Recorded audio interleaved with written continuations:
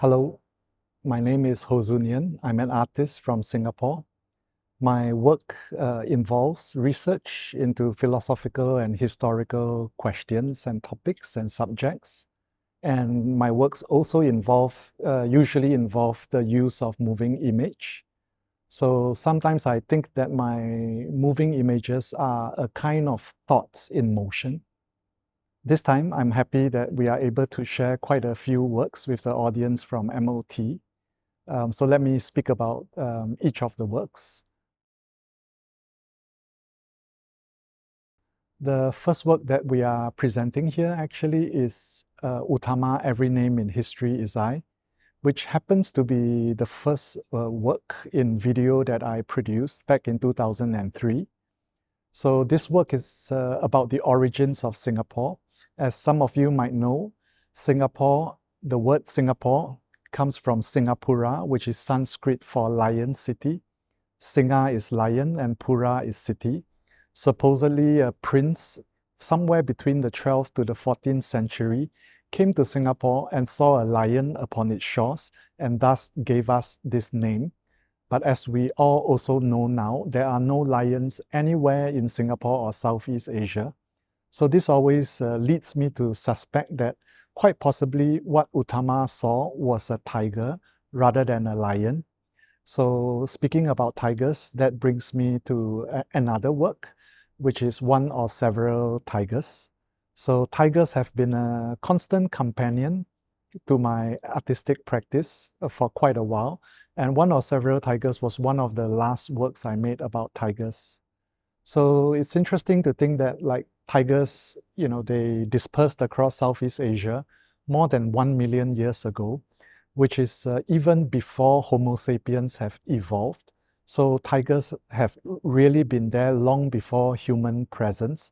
So in many local animist cosmologies, tigers are regarded as a kind of ancestral figures.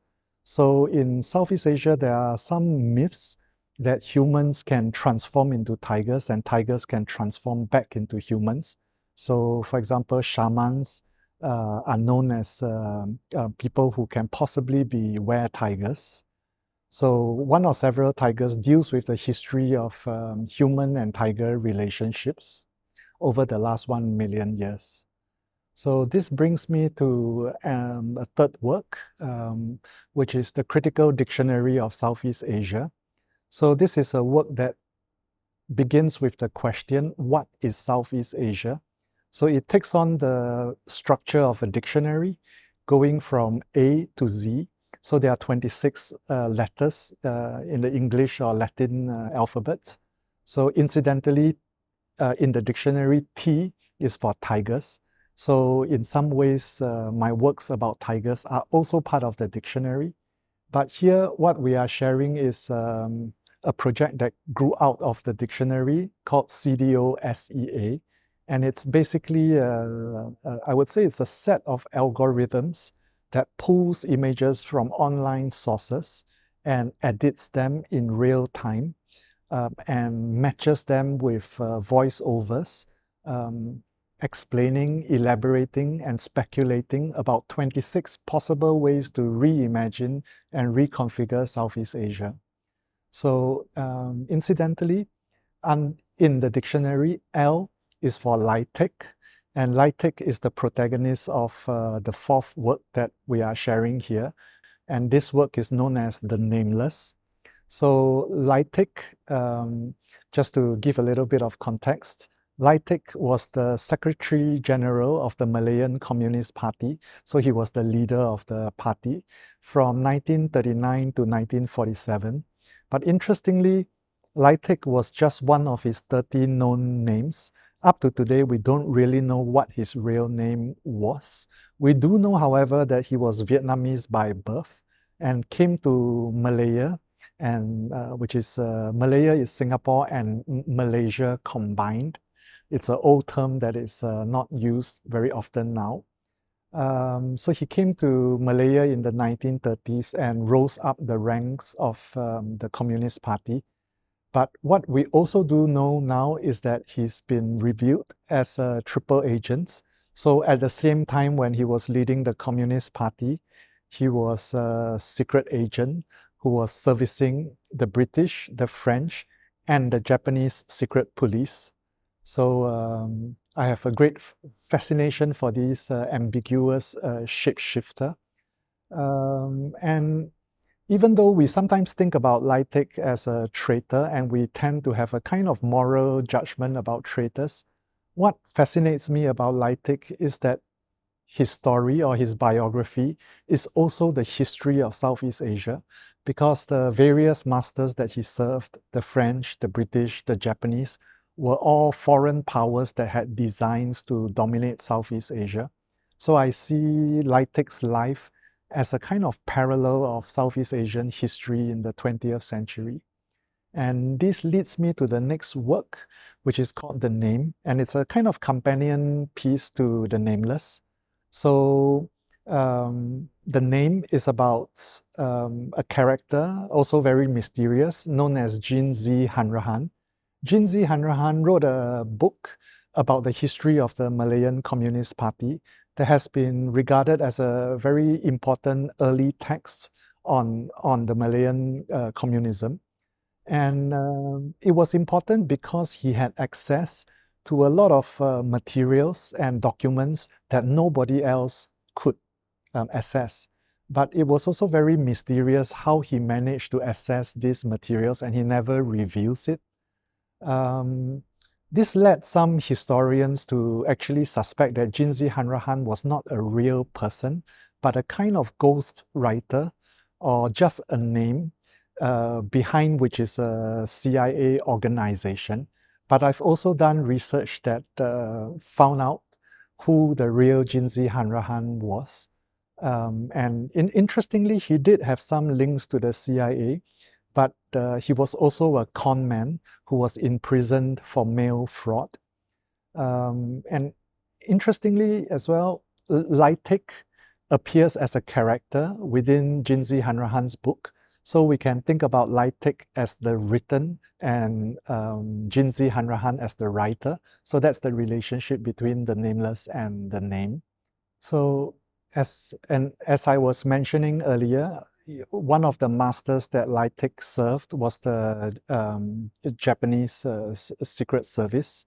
So, and this of course happened during the Second World War when Malaya was occupied by the Japanese. So this brings me to the next work that I would like to share, which is Voice of Void, which is one of 3 projects that I made in Japan about a very troubled period of Japanese history, which is the 1930s and the 1940s. But my focus in Voice of Void was on a group of philosophers known as the Kyoto School. So the Kyoto School, as some of you might know, has been regarded as one of the most important modern Japanese philosophers. But I think it's fair to say that after the Second World War, their reputation suffered because they have been sometimes perceived as being part of the imperialist drive. And but for me, you know, the Kyoto School is interesting because it's, I would say, full of contradictions and full of complexities. So sometimes it's, I think it's not so easy to kind of label them in a very precise and specific way without going into all the various contradictions in their work and thought systems. So I'm particularly, interested in looking at this group of philosophers. And within this group, I would say there are a number of very different personalities who have very different ideological leanings. So I would say we have, even some of the members of the Kyoto School, such as Tosaka Jun or Miki Kiyoshi, they basically died in prison in 1945 because they have been kind of perceived as being left-leaning. So in other words, there's a whole spectrum of ideologies even within the Kyoto School. And Voice of Void is an attempt to look into this messy and complicated part of history. This brings me to the last work, which is T for Time, which happens to be my latest work, so I'm very happy to be able to share it here. And as the title suggests, the work is about time, but I do not claim to be able to solve the mystery and the secret of time. But what I'm interested in is the multiplicity of different types of time. There are different types of time of different natures, but there are also times in different types of scales. So I'm interested in how all these different types of temporalities can coexist together. So we can think about time, the time of insects like the mayfly, which supposedly only lives for one human day. We can also think about the time of the universe. We can also think about what is time. Is time something that exists within the universe, or is the universe itself time? We can also think about the time of our personal memories, our subjective memories. We can think about time as a form of nostalgia. We can also think about the geopolitics of time. So for example, why is the prime meridian in Greenwich in London? And we can think about how time became uniform across the globe. We can think about how society is affected by these different techniques and technological systems of time. We can think about how time was distributed. So there are many multiple ways of thinking about time. It makes me think about something that St. Augustine once said. He said that everybody thinks that they know what time is until they are asked to explain it. So I'm feeling a little bit of that situation now, because time is something incredibly difficult to explain and to describe. So what interests me is to bring together all these multiple forms of time and to think about a kind of structure where all these different temporalities can coexist with a kind of equality. Because to me, the time of a mayfly is as monumental as the time of a human, and the time of every single individual is also as monumental as the time of the cosmos. So for me, thinking of a structure where all these can coexist together, maybe not even just coexist together, but somehow they resonate with each other. So I hope that T for Time is able to express these feelings I have in thinking about this great mystery of our life, which is time.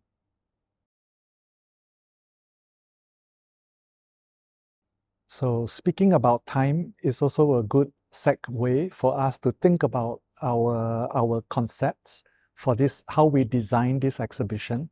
So I would say time enters into our exhibition in various ways. The first, of course, is that all of my works are moving images. And as I had mentioned earlier, for me, the moving image is a kind of thought in motion. So this is one way to think about the presence of time. But another way is to think about time as a kind of interruption into how we construct the show. So in this show, the works shift and change according to the different time of the day. So this is a way in which, for me, one exhibition can be more than one. So it's almost like 2 or 3 exhibitions within one. I suppose this makes me think a little bit about Litech, the triple agents, who has triple allegiance in one body. So in this exhibition, we have maybe 2 or 3 exhibitions compressed into one space. So in that sense, we can feel, I hope that we can all feel the presence and the mystery of time.